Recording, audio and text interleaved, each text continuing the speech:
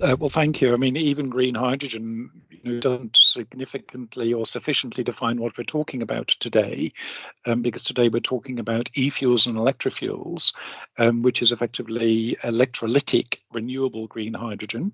The other type of green hydrogen is created from sustainable biomass. So as soon as you say green hydrogen, even there, Tom, your terminology is too loose. And that, me saying that, is really underlining completely the importance of your question. Certification around the green hydrogen is incredibly important. And we're beginning to see a standardization or a harmonization around the world about what renewable electrolytic green hydrogen is going to mean, because the European Union defined, their RFNBOs and the RED II and the delegated acts to have temporal correlation, geographic proximity in the same bidding zone, to have additionality and all of these various different things. And then recently we were asking the question, well, will America do something similar or something very different? And they actually, maybe as a bit of a surprise to many people, did something quite similar, temporal correlation, additionality and whatever, right?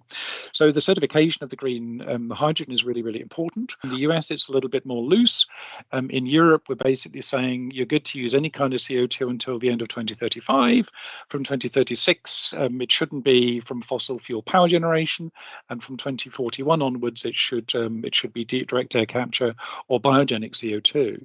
So also, it's not just the certification of the green hydrogen that we need to worry about in the future. We'll also need to worry about the certification of the CO2 to build these hydrocarbon molecules. So yes, you're absolutely right, Tom. It's a critical area, but we've got really, really good companies providing services in that area. Inicio, Certify. You can go to quite a lot of very, very respected companies now and either get certification of your facility, or perhaps even more important, get pre-certification of your design proposal, because once you go to apply to the bank for a big loan, the bank will say, well, hang on a minute, is your product certified? Well, I haven't yet built my plant, but my proposal has been reviewed by a certification body and they've given it a thumbs up. So certification and pre-certification are really, really fundamental to secure off-takers and also to secure finance.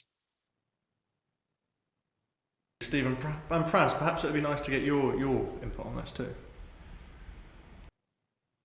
No, I think those are some really important points, because the ultimate goal is to decarbonize, right? And so if we're not having, using additional renewable energy and just moving around the carbon impact to other parts of the ecosystem, that's not right. And so I think that those points are really important. The other bit of certification to highlight is, in different transport sectors, the certification of fuel can be, a potential challenge as well. Particularly say in the aviation sector, we have to get approval from ASTM, who are the leading body in the US for aviation fuels. That's not an easy endeavor, even if you have chemically the right fuel. In terms of the molecular level, the certification could take some time. This is less of an issue for, say, road fuels, but there's still certain compliance that you have to make as well around the actual certification for the fuel. So that's another thing to consider. But I think, I would say it's very important that we don't just move around the carbon impacts to other parts of the ecosystem. And again, this is where policymakers have an important role to play in these classifications, and also the mandates and incentives as well for suppliers and consumers of these fuels. And Liz, just to complete this round robin, standardisation, certification, that's got to be something on your mind at Infinium too.